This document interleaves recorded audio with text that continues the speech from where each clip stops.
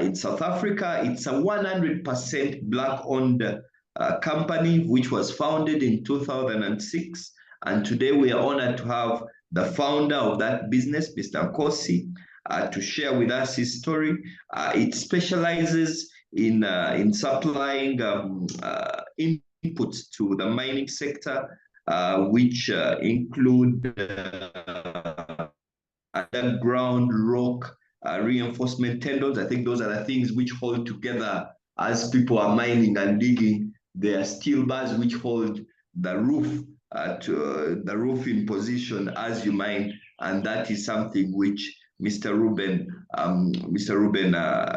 does, and that's what his company does. Mr. Nkosi, it's such an honor having you on our call today. We already have over 50 entrepreneurs in the room.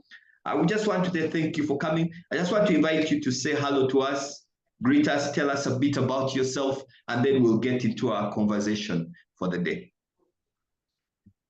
Hi, good morning, everyone. I hope everyone can hear me. My name is Reuben Nkosi. Can you hear me? We can hear you. Only that we can't see your camera. I'm trying to put on the camera, but it doesn't allow me. I don't know why. I'll try and get into it, but I'll talk as I'm trying. Your camera is coming now, I think, actually. Okay. Yeah, Reuben is as a Black person, you know, coming from a family of 10 and born in the rural areas, worked as qualified as a teacher, and then from there, but didn't enjoy the teaching. Then I moved into the working environment where I worked as a simple quality controller, trainee quality controller, and grew myself up into the steel industry where we were manufacturing mesh and all the other stuff. Ended up doing the roof bolts in the which supplies the underground mining. Spending my life in the steel industry, growing myself into management positions and senior management positions.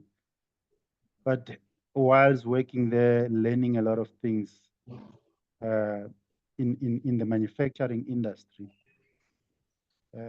57 years now, but learned all those things in short as a business owner, as a business entrepreneur, and then business owner lately.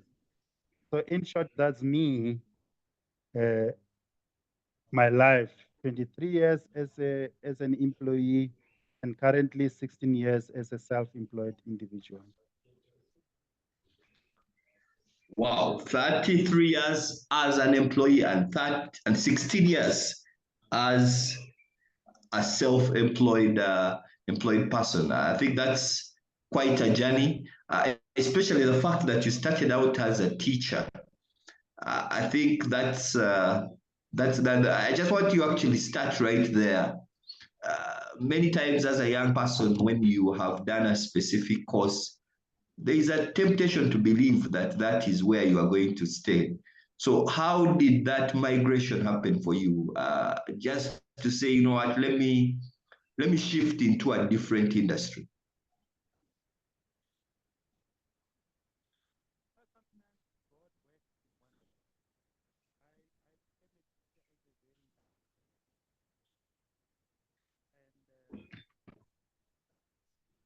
Hello? Reuben, can you still hear me? Yeah, I can hear you loud and clear.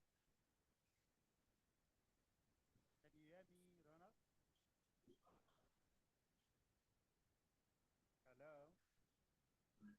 Hello? Reuben, we seem to have lost you a bit there. I can hear you loud and clear. Can you hear me? Yeah, I think we seem to have lost Reuben. Let's try to get him back. We lost his connection a bit. over there. So let me try to just get him back, and then we can move on with the conversation. I can hear you, Ronald. From my side, I can hear you loud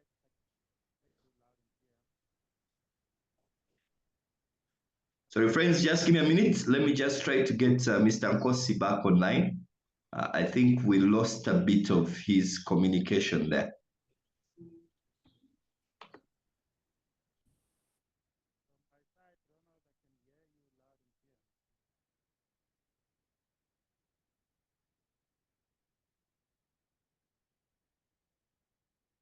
Hi, Ronald. Long journey.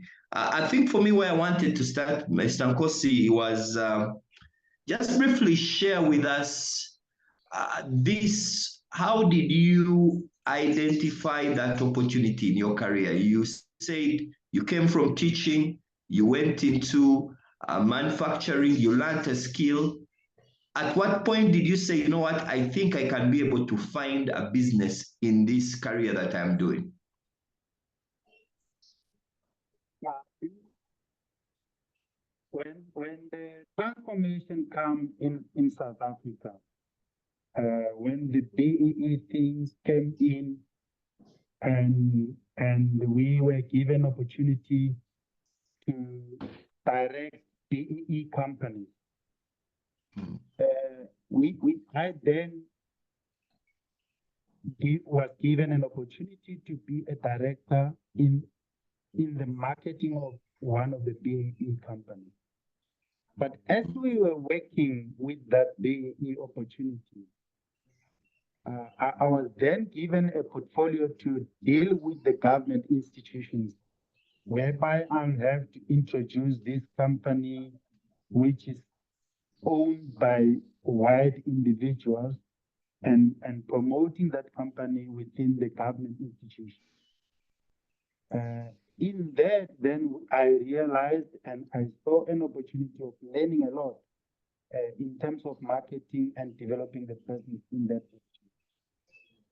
But as we were working there and growing that opportunity, then the group of company that I was employed in tend not to like that opportunity, and they were like, no, we don't want this business. We are big, we are running this business. And I said to myself, but I've worked hard into this business, so let me run this business. It was a small account for them. They were running millions, but I brought in a business that worth 3 million, in a month, 3 million in a month. So they were like, no, we don't like this one. And they wanted to close that business. And I said, okay, it's fine, but let me run this business or sell me this business. And they said, no, no, no, we still need you in our opportunity, in our business, but we'll give you other portfolio, but not government. But then the opportunity came up in the mining industry where they wanted to deal with black people now, no more white, because mining was more predominantly run by white people, from the management and the marketing and the sales. Mr. Reuben, you are dimming a bit. I think we're losing you a bit. We're hearing you a bit clear earlier. Okay, can you hear me now? So I'll have to go louder. Okay. Can you hear me now? Yes, a bit closer to the mic. Okay, can you hear me now? Yeah, you're still a bit dim though, but Yeah, I think it's the equipment that I'm using. But yeah, I'll try and go louder as much as I can. So as I was saying, then we then saw an opportunity in the mining industry where they needed black people, and I looked at that and I approached the company to say, okay, let's work together and me promoting you into the mining industry. But they then said, no, they don't want black people to sell their businesses in the mining industry. and that then prompted me to say, that this is an opportunity that I can use because there is an opportunity in the mining industry. So I worked for this company which I was working for. I worked for them for 3 years, and then I decided to resign and go on my own in that industry. Mr. Nkosi, I think we may need you to get. We're hearing you, but the voice is quite dim. Mm, mm, mm. Okay.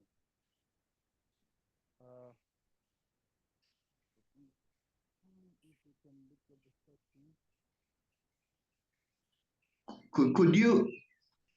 I don't know where the mic is of the device, but I think it's capturing you from a bit of a distance. I'm not very sure. Now it's on my head and it's just close to my mouth. I think. Okay. Wow. Let's keep going for a couple of minutes and see whether we can make it better. Can you hear me better now? That's perfect. That's perfect. Okay, okay, Aha, okay, super. Mm, okay. So I had to go into the settings. So yeah, okay. so like I was saying, then I I I I saw this as an opportunity because the blacks were not there in the mining industry, Mm, and me carrying the sales and marketing with the manufacturing experience, I said to myself, okay, let me go on my own. And whilst I was still working for this company now, which was a merchanting company, I started buying my own machines. I bought my first machine, which I I went out and I saw these guys trying to cut this machine as a scrap. The guy ran out of cash and he wanted to sell this machine to pay his employees on a Friday. And I said, no, no, no, don't sell this machine. I want to buy it. And I bought that small scrap machine for 15,000 rand. And I kept it somewhere whilst I was working. So I worked for a year for this company having that machine. But I then started commissioning the machine, building the machine, making it to run perfect. And by the way, I didn't have an experience working on the machines because for my life, from teaching, being a quality controller, promoted to management level, I've never worked on machines. But what I'll do is over the weekends, I'll just go work with the guys, taking them how they operate the machine because I had just that interest to say, if the machine is not working okay, what can I do? I then had to steal people from the other companies and come and teach me how to run these machines. You know, building that machine, started manufacturing the small products, which we call them studs, which were supplying the cable drum industry, which does the drums that rounds in the cable for your ESCOM locally here. mm. I ran that for 2 years, and after 2 years, then I started penetrating the mining market, which was not easy because mines are big organizations. They run with contracts. So when I started in 2006, most of the mines were on contract. 2007, they're still having contracts because they're running contracts of 3, 4, 5 years. In 2008, I then got one small mine, which was black owned, which is Delmas coal mine. I started supplying a few balls there, with the company turning to what? First year, we turned 700,000 in a year, in 12 months, 700,000. So, but Is this when you are still employed or this you have crossed over now you're working on this full time? I've now moved full time. Uh, Mm, I crossed over in 2000. I ended up in 2007. 2006, okay. I was still working, but the company was running with 2 employees. And 2006, 2 employees, 2007, 8 employees, and I'm still working. But the end of 2007, then I moved to full-time employment, then I had to push for contracts or at least stable business, which was giving us close to 3 million per annum. We then moved, get a few mines, which was Delmas Gold, Jindal Mining, Sobo Gold. So we started having all these small mines supplying them, which was not easy because you have to prove yourself. The product is a safety critical product.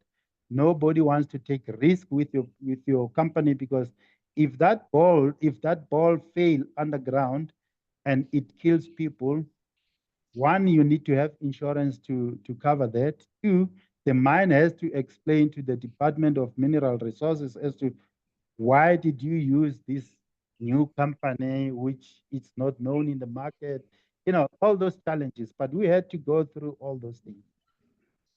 Wow. Mr. Nkosi, I want to take you back just a bit to the point and I just want you to paint a picture for us here. You said you started buying small pieces of equipment, one about 15,000 Rand, I think that's about $800. This process here of buying small equipment, at what point did you feel like you were ready to cross over? To say, you know what, I think now I can let go of my job and I start doing the business full time? As I registered in 2006, and then the company ran for 2 years, 2006, 2007. And in January 2008, I put my leave. I extended my leave not to come back. And then when I come back, then I went in there with a resignation letter to say, guys, I'm no more coming back here because I could see I had to take a decision. Am I keeping myself as a full-time employee or I want to be an employer? And I said to myself, for the 23 years that I've been working, I think I want to be an employer. Yeah. And then I resigned. Wow. So what I mean that decision there, Reuben, is one of the tougher decisions, even for people who have businesses which seem to be moving. What things did you see in this new business that gave you confidence that I'm going to make it, that I can jump and take a leap? A strange thing for me was business was not doing well. Sorry, Mr. Nkosi, you seem to be dimming out again. Can you hear me now? Hello? Hello? Reuben, I think we have lost you a bit. Hello? Can you hear me now? Can you hear me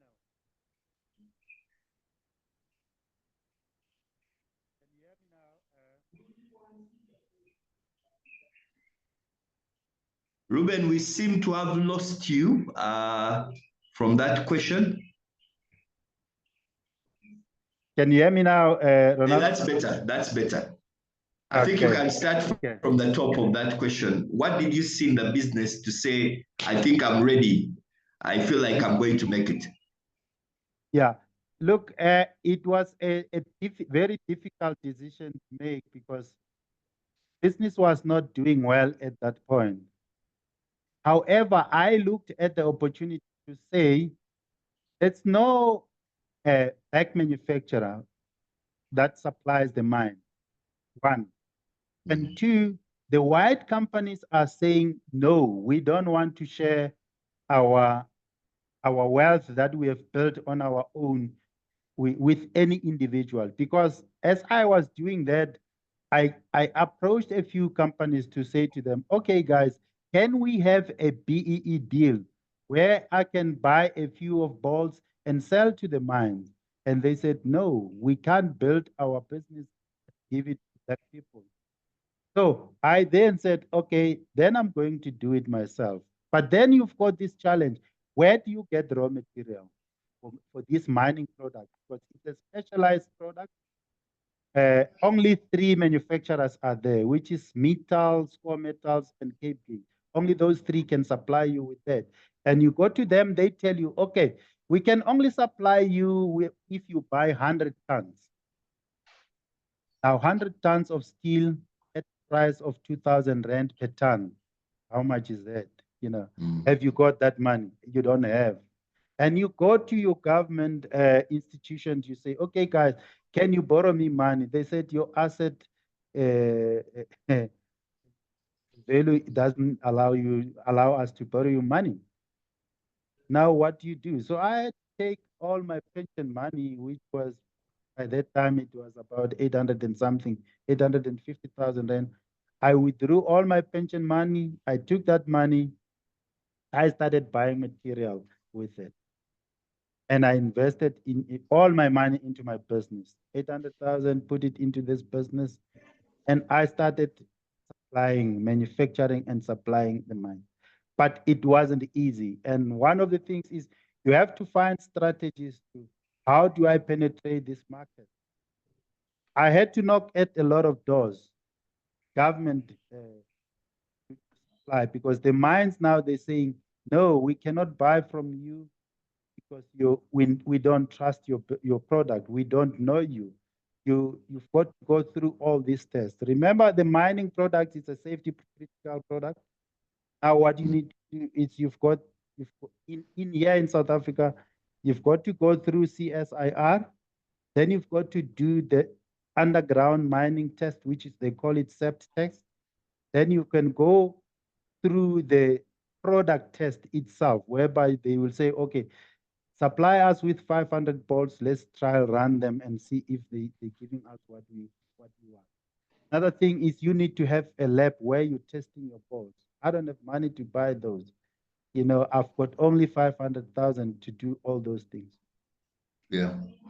So it was a very tough journey, which I had to fund it myself, and yeah, it happened, and I grew to this level where I am today.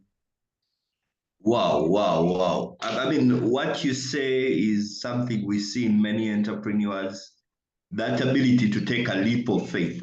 I mean, if you've been working for 23 years and what you have in your hands is your pension money, and the confidence to say, you know what, I'm going to put this into this basket and I'm going to watch it and make it work. And many people, especially those in employment who have had the safety of a job, that becomes one of the toughest things to make that leap. And for many, when you talk to people who are going through this, that becomes quite a challenge. But as you have rightly put it, it's a decision which you need to make. So I see that. So you start out. I see here you started out with about 3 employees to 8 employees in 2007. What's your current? Where are you at now? How many people do you employ, and how has that journey been from where you started to where you are now? We have gone. We're currently sitting at 57 employees, Wow. which is coming down. We were at 87 because of, if you look at that plant, we have automated now, which I'm automating the company myself. So automation reduces your employees. It improves your output and reduces them. But we're sitting at 57 employees currently. And yeah, we run at some point with past December, because the orders become so many. we run up to 100 employees with the temporary employees, casual workers. So we get to 100 employees at the time. But we're currently running with 57. Wow. So for the last 16 years, we have seen a growth from 3 employees to 57. That's fascinating. That's a fascinating journey. I just wanted to kind of dig a bit deeper in that conversation. On the people you use, how did you were new in the industry, you said you called a couple of friends to teach you a bit about the industry, but how did you find the right people, and how, in your experience, have you kept the right people in your business to be able to see the growth you have seen? How to put it? It's an easy and difficult at some point. Why I'm saying this? 100% of my employees are people that I get from matric. When they finish their matric, and I try and give those kids an opportunity. Metric is vocational education, I imagine. It's your standard 10. Standard 10, that's here, that may be about S6, yeah. Yeah, I think senior 6 here in our setting, yeah. Yeah. So what I'll do, I take those kids, train them, and take them to formal education. You know, for example, the maintenance guys who fix my machines, it's someone with just normal school qualifications, finished his school qualifications. He doesn't have a specific education for maintenance, for example. Then I'll take that guy to a formal education of maintenance, teaching him how to do maintenance to a school, bring him with qualifications, and then he can run my maintenance department. Production people, you teach that person how to run, how to operate that machine, and up until he's qualified, and then you let him run. So all the guys, it's in-house training plus external training. So here we've got some CETA where they train people. So I'll go and organize with the CETAs to go take them there to those ABET colleges, training them and bring them back. But it becomes much better because they start working first, then go for the training. So when they are there at the training, it becomes easier for them to understand what they have to do. Not something that it's strange for them or new to them. It's something that they've been doing at work. So it's easier for me because I train people to do the job that we're doing. It's not theory that you'll do like at school, but it's a practical thing. If they say fix this machine, you do it exactly the way it is. Wow. Reuben, many people have this fear that if I train the team, it will go away. Someone will come and will find my people who have trained well. What has your experience been? Because that's a fear many entrepreneurs have, that if I invest in, I mean, you're picking people who have just finished high school and you're molding them into something.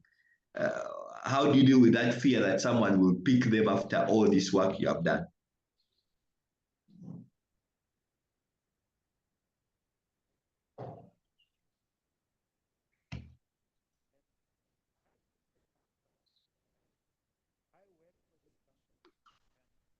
Reuben, we seem to have lost you.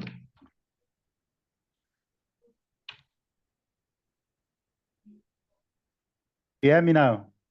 Yes, that's better. That's better. Thank you. Okay, I think I'll just chop and change something here.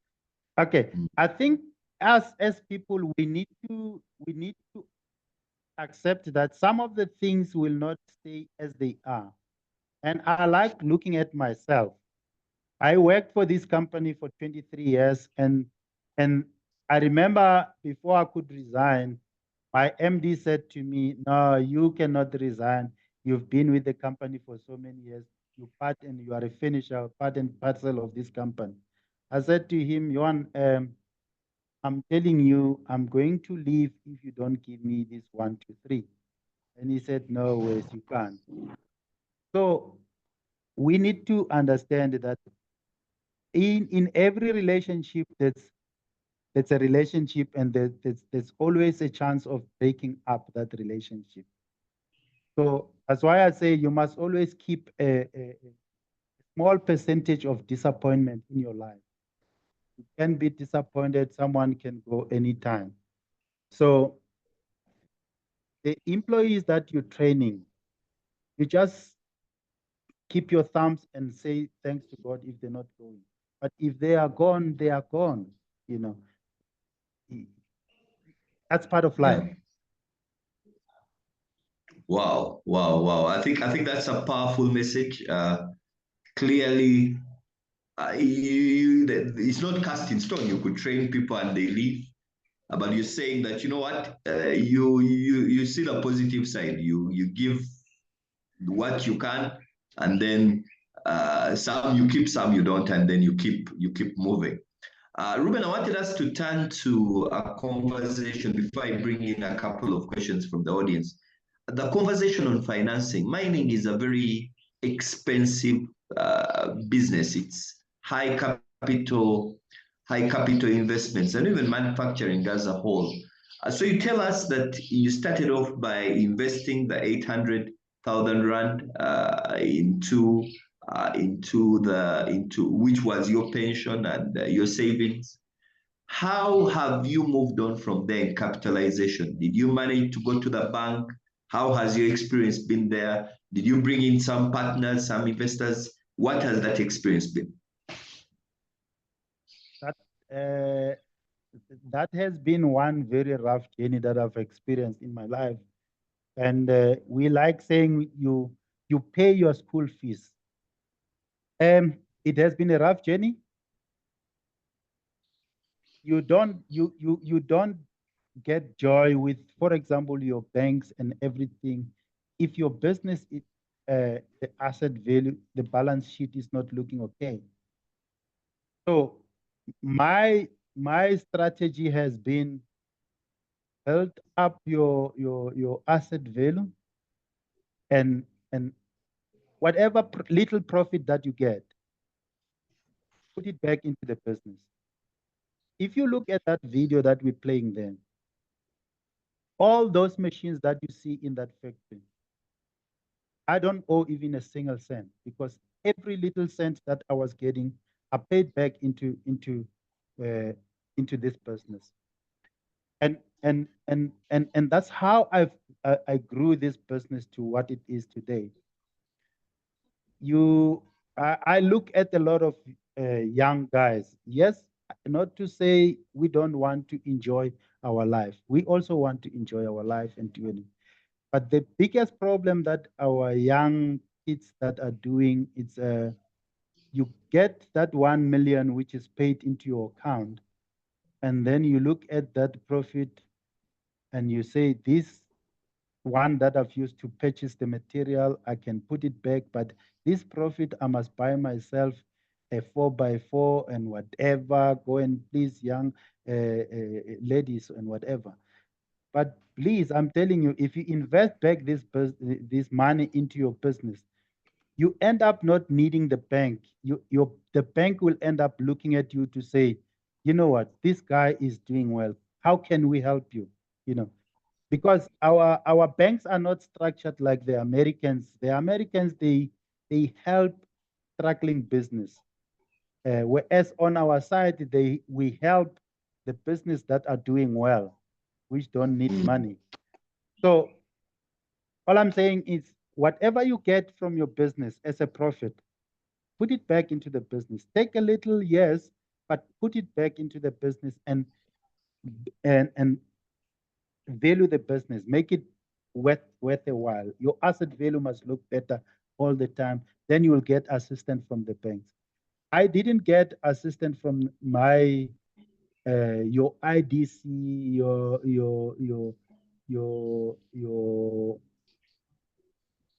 IFAS and all this stuff. Only when they saw that I've got some good balance sheet, then they went and said, okay, Reuben, we can help you here. We can do this. We can do this. Today, if I need cash, buy raw material, I just go and talk to the bank, or they give me. Um, Ruben, we seem to be losing you a bit there.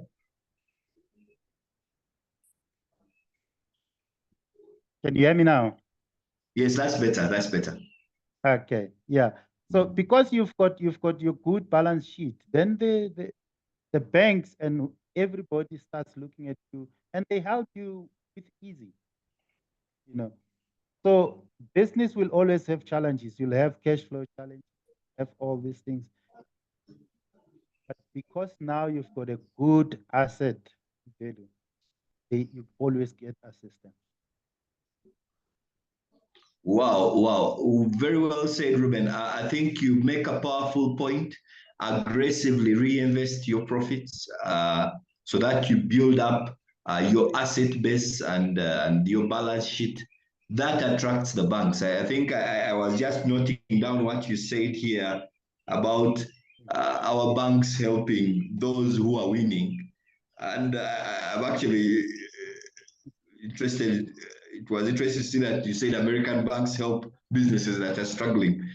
I mean, the banks in South Africa, I think, are quite similar to the ones here. When you are struggling, it's a bit of a challenge for them to get very close to you. When you are winning, you find that you're getting offers from every corner. So that's a powerful message. William, I want to bring in William Okrut has a question. William, please go ahead and ask your question.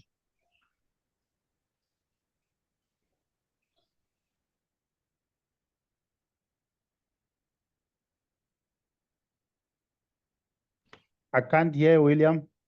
William, please unmute and ask your question.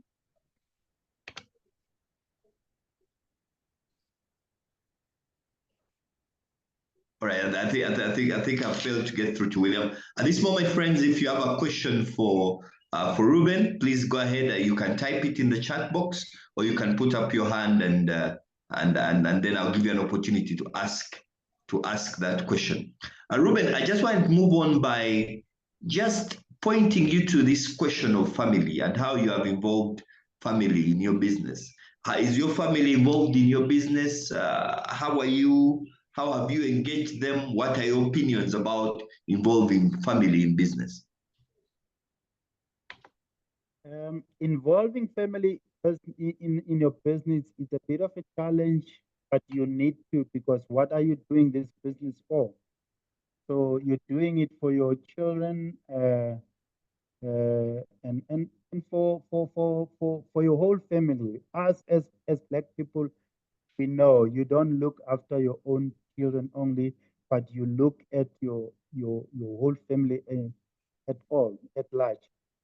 So I've had a challenging journey when it comes to my family, whereby they didn't have a trust to say I can make it. So Ruben, we seem to be losing you a bit there. Am I okay now? Yes, you're okay now. You're okay now. Yeah.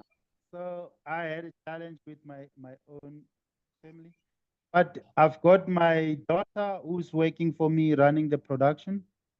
Okay.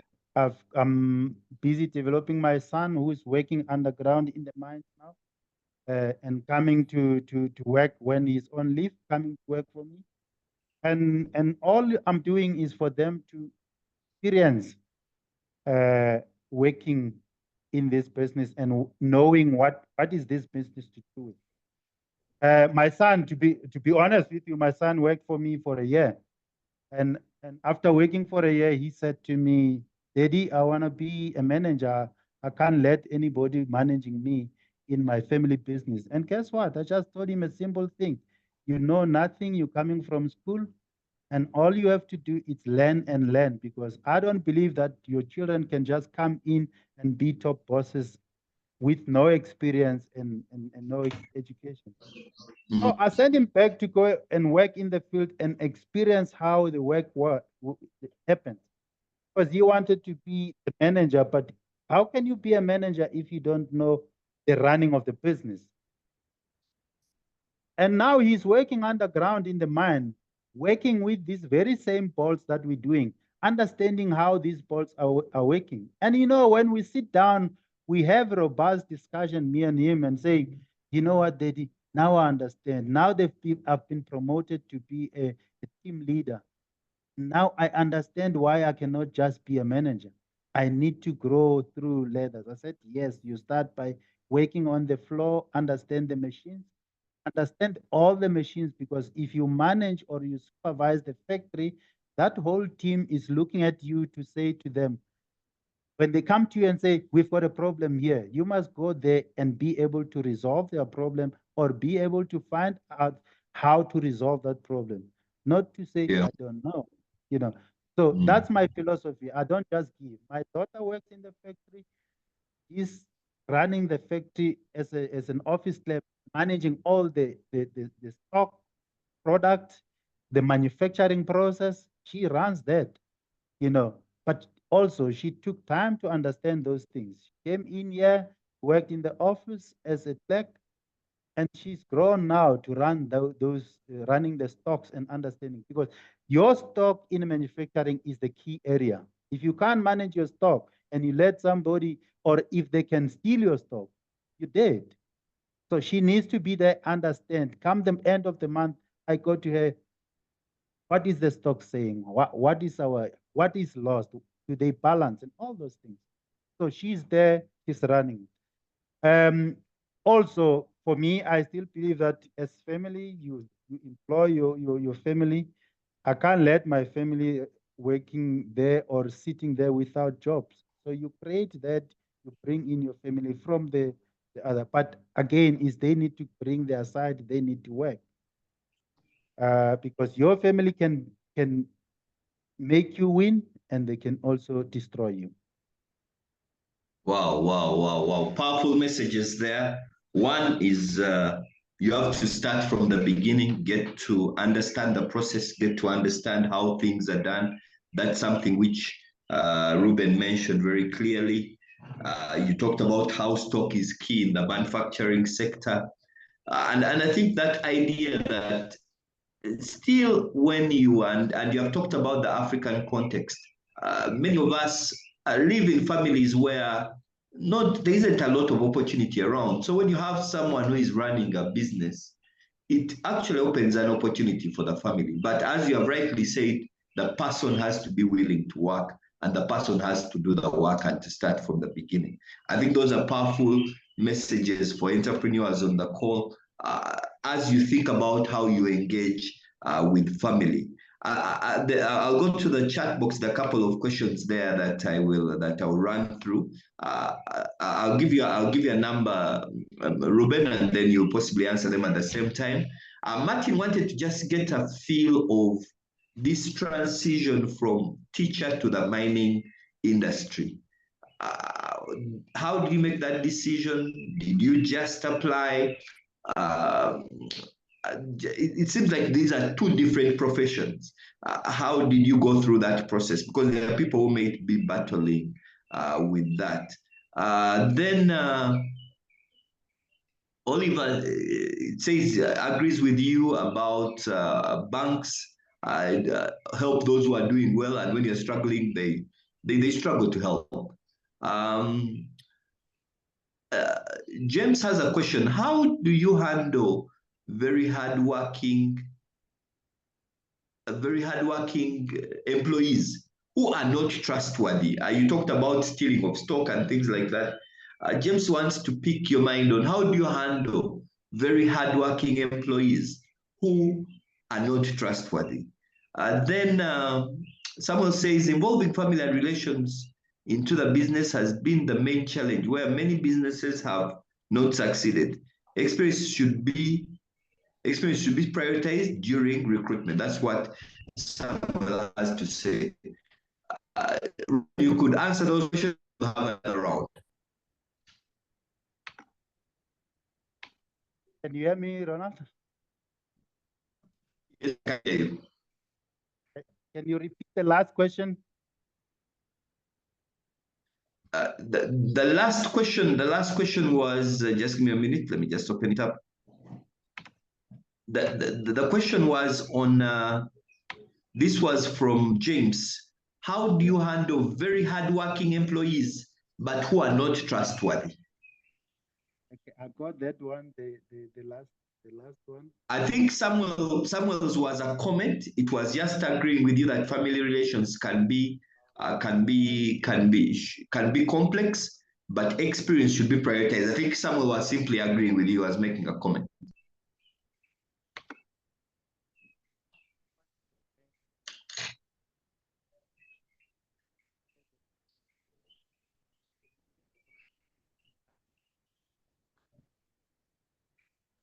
So Reuben, I seem to have lost you.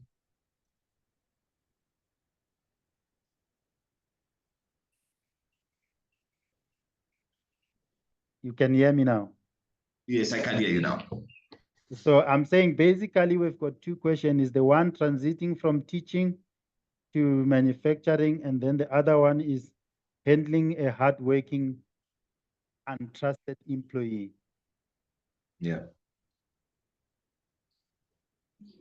Okay. Yes. Okay. My move from teaching to manufacturing stroke mining. I guess with our age as we were growing, teaching was not a choice, it was an instruction from parents. So teaching wasn't something that I loved.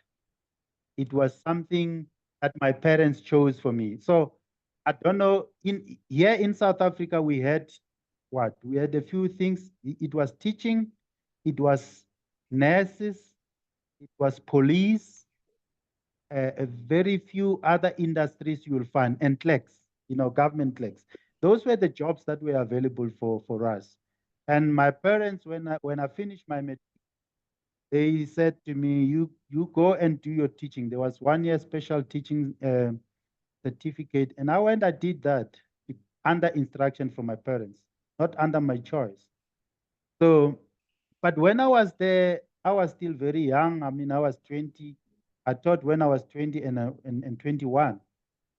And I just didn't like that thing. And when they said to me in February 1987, saying to me, you know what, Reuben, we don't want to, we see you don't like this thing, please just go. And I left. But then I had my brother who was working in Johannesburg, because I'm from a province in Mpumalanga. So that's where I grew up. So my brother took me up there and he said, come up here. And I was put in this steel manufacturing company, starting as a quality controller to understand the steel. So when you are a quality controller, you have to understand the chemical composition of the steel. What makes this steel, your carbon content, all these things. So I had to work with those. I had to learn those things. And look, in 3 years, I was promoted to be a quality coordinator for the Steeldale group of companies. So quality coordination was implementing the quality system within the group. So I would spend 5 years maybe in this province or in this area in Johannesburg. And then 5 years I would go into Pretoria, and 5 years I would be there. So that taught me to, one, it taught me a lot of things, to how to interact with people that you don't know. Because if I go into this company, I meet different people with different culture and different everything. So I had to work with those people, implementing the system, making them understand that. I then, within that, then it taught me the business now, because the company themselves, they had different cultures. You go to, we were doing mesh, we were doing razor mesh, and then we had the steel and manufacturing where we were manufacturing the big columns for building construction. And then you had the reinforcing, which we were doing the building of houses and flats and bridges and all the stuff. So in all those, it opens up your mind. You understand all these different things. And I think with that, then the joy of working with steel and the joy of thinking loud started coming in there. And with the good management, I work with a lot of guys, different cultures, Italians, English guys, and you know, uh, Greeks. So they taught me all these things, and working with them, I learned a lot. Then that helped me to grow into managing, because now you're meeting with these different cultures, understanding these products which you have to, you've got no choice. Remember, I can't go back into teaching. I'm out of teaching now. I'm enjoying this life, which is challenging. I enjoy challenges. It's even now in my own business. I do something. If the project is running okay, I leave it to the guys and I start something. So I'm that type of a person. I was enjoying the challenges. And when I worked 5 years here, going to this company, starting that new project, it becomes joy for me because I'm learning out of it. So the manufacturing, I started enjoying it but far much better than teaching, because teaching for me was you prepare your paperwork, your books, and you're just doing this one thing all the time. You yes, you think, and but you don't think that much, because you keep on doing that one thing many a time. In this all the four manufacturing that I implemented, or the systems in them, was different.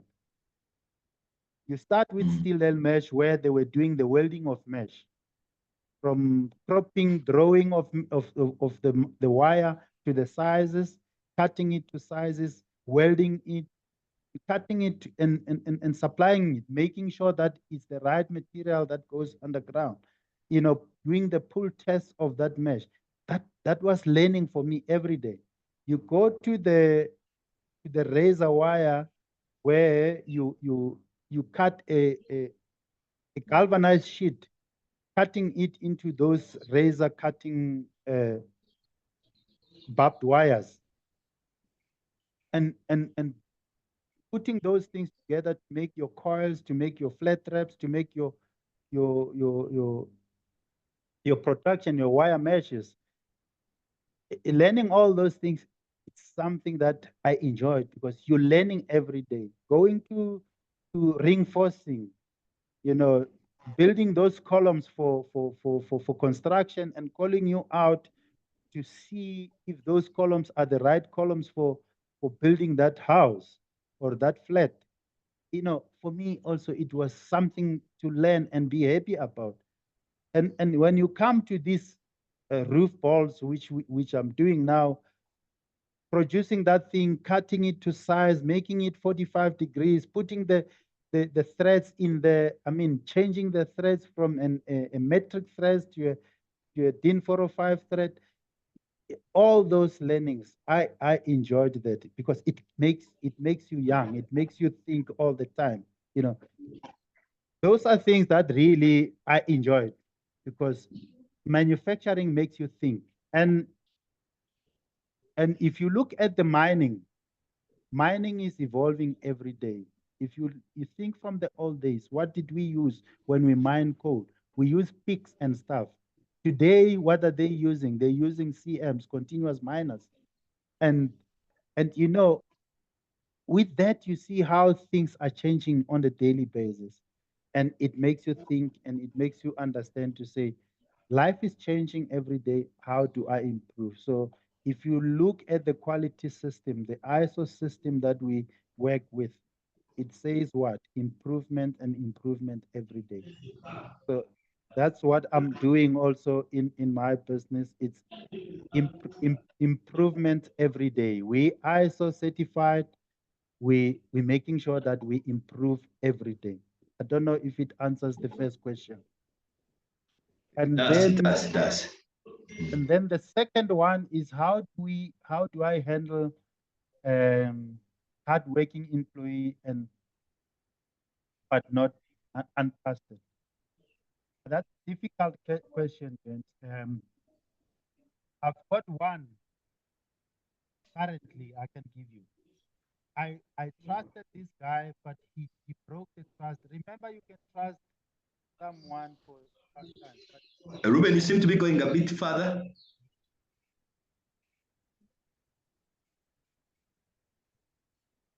can you hear me now? Yeah, that's better. Yes. It's better now.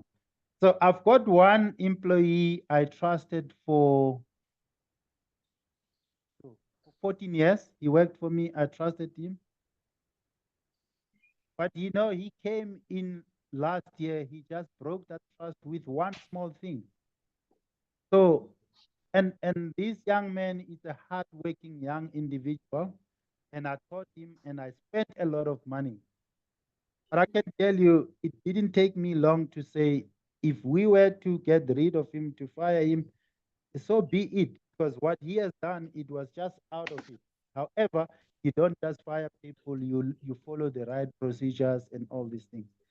But it's very difficult to really handle a hardworking individual.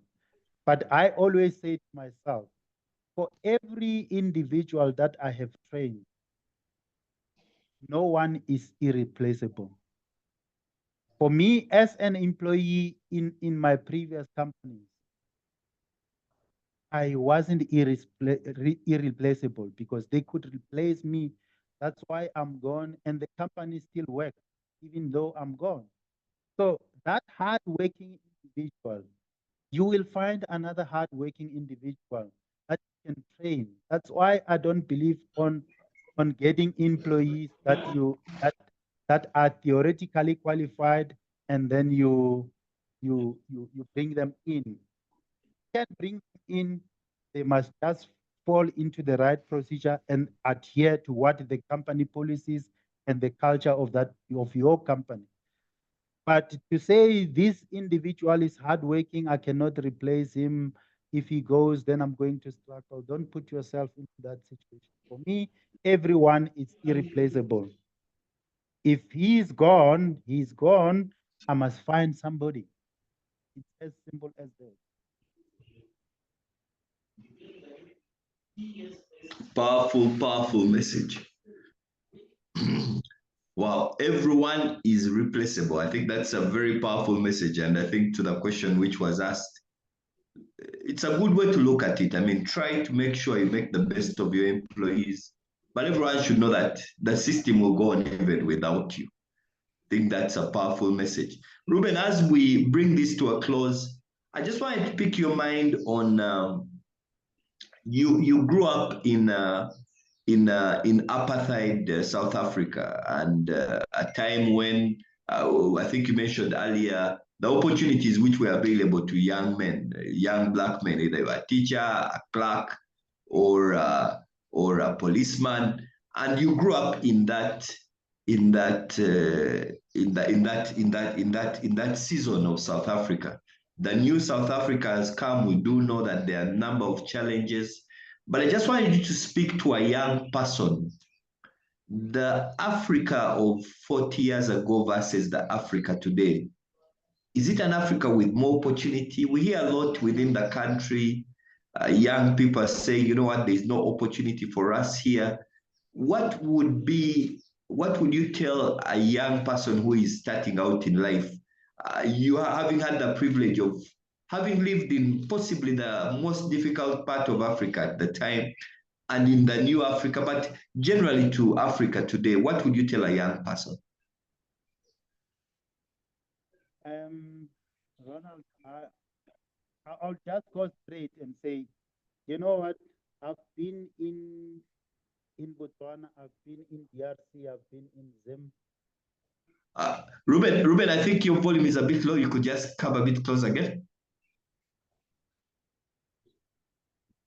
Okay, can you hear me now? Yeah, that's better. That's better. Yes. Okay. I'm just saying I've been in Botswana, I've been in Zimbabwe, I've been in DRC, Mozambique. It's huge opportunities for these young Black Africans. Huge opportunities. If I look at the time when we grew up, there was zero opportunities because you can be qualified, you can have your degree, but there's limited opportunities. There's limited jobs that a Black person could do. Today, a Black person can run a business like I'm doing. Hey, a Black person can anything that he wants. A Black person can be an MD of a company.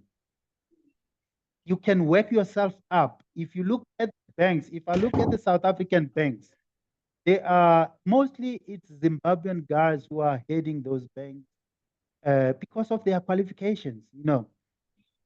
And that is why I'm saying there's huge opportunities.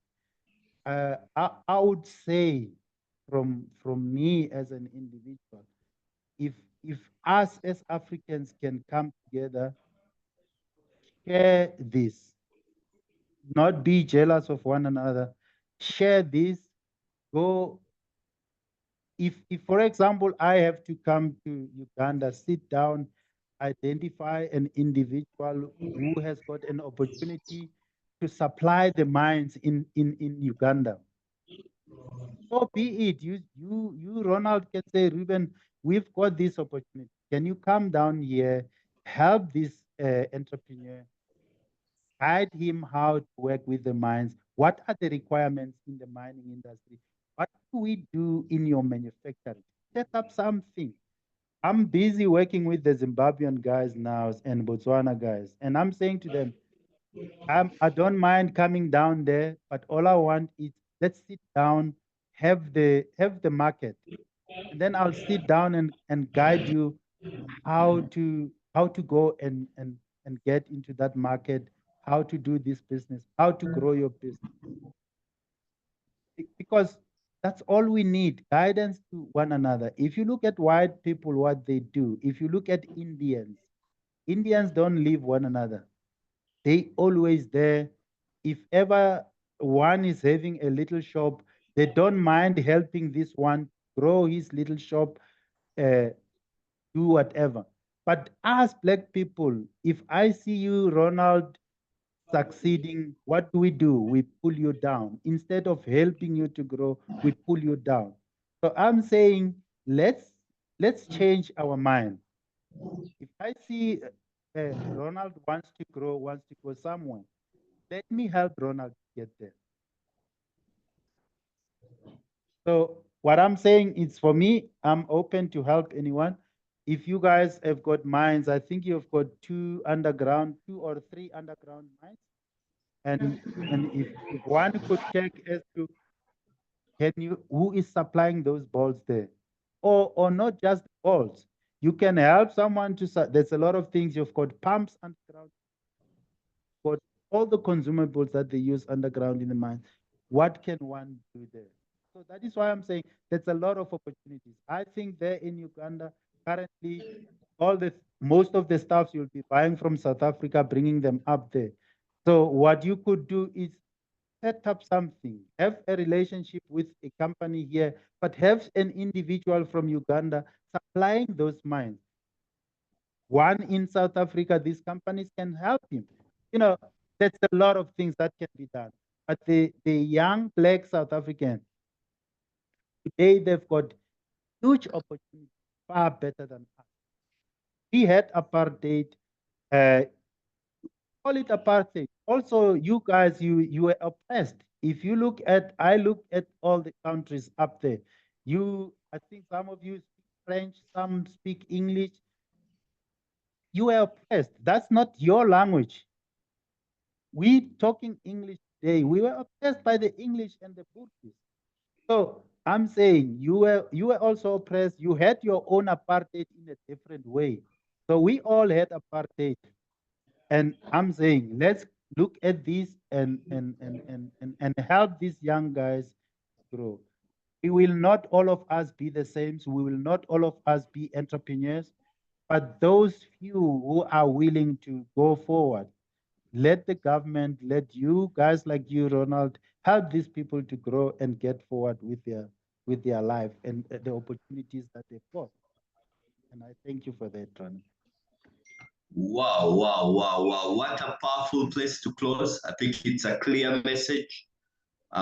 We need to find a way of seeing the opportunity today. I think, and for the young people on the call, just the knowledge that there are jobs which you can't take is sometimes even not fathomable. Today, I mean, if you tell a young person that you can't become the MD of the bank, says, but what do you mean I can't?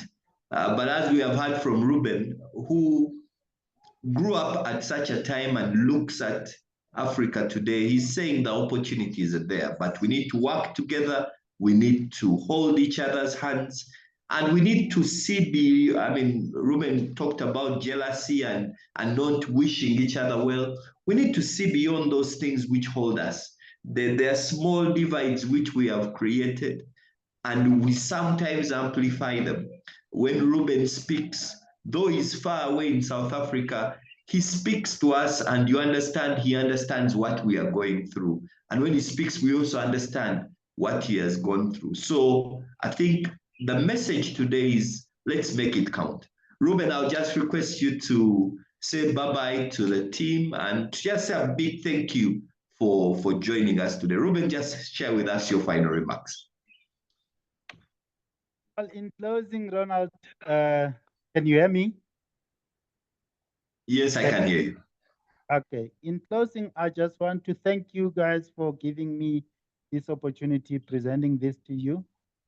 All I can say is you can move from zero to a million. I'll just tell you a simple thing. My first turnover was 700,000 rand. My company today is 700,000 rand per annum. Today, I'm turning 100 million per annum. So it's doable. Nothing is impossible. You just have to find the right thing and just do it in the right way. And the way which is going on today is collaboration. Let's collaborate. Let's work together. I know they say we Africans are good in corruption. Let's push out corruption. Let's put that away. Let's work together and build this continent of ours to move forward. We can make it. That's all I can say. Thank you, everyone, and thank you for listening. Wow, wow, wow, wow. Thank you so much, Reuben. Reuben, your story has inspired us, it has challenged us. For those of you who possibly are wondering what Reuben's turnover, he said is the money runs, but he started off with just about $40,000. $40,000 is give or take about, in Ugandan money, I think $40,000 would be give or take about 160 million. That was the turnover in the first year. And now it's a business which is over $5 million. And $5 million, friends, is close to give or take about 20 billion Uganda shillings. And that's I think Reuben's final message, that you can start from something small to something amazing. But Reuben, why your story has been very inspiring to us is you worked in the formal employment for 23 years. You meet young people who have worked for 4 years and say, you know what, I need to change now, I need to retire. But even after 23 years in the formal employment, you have managed to build a business of $5 million, 16 years after your retirement. So for those of us who are at the point of retirement, who are saying, you know what, I've spent all my life in this company, what you have earned and what you have learned from that company can be the building block for you to be able to build a business. I think that's a powerful message which comes through from Reuben. Reuben, a big thank you. Send our love and regards to the Reunko team. Tell them that thank them for allowing you this hour to come and share with us. We hope that we will meet in Kampala one of these days for a physical engagement. When I met Reuben, I told him he needs to visit Kampala one of these days. But a big thank you for just coming and sharing your heart with us. It's inspiring, it's encouraging. And for those of us who have listened today, I know you have walked out with something. You have walked out with a key message. For me, I just couldn't look over that possibility that you can be able to start and believe in a business and see it grow. The message, Reuben, which I've walked away with at a very personal level is just this message of constant reinvestment, constant reinvestment. If you own a maize meal, make sure that you have bought a hala. Every time you make a profit, buy something and put it into the business. As that stock grows, the business grows, and you can say that the bankers are even attracted to you. Reuben, thank you so much. Have a blessed day. The recording will be available, friends. Please don't hesitate to go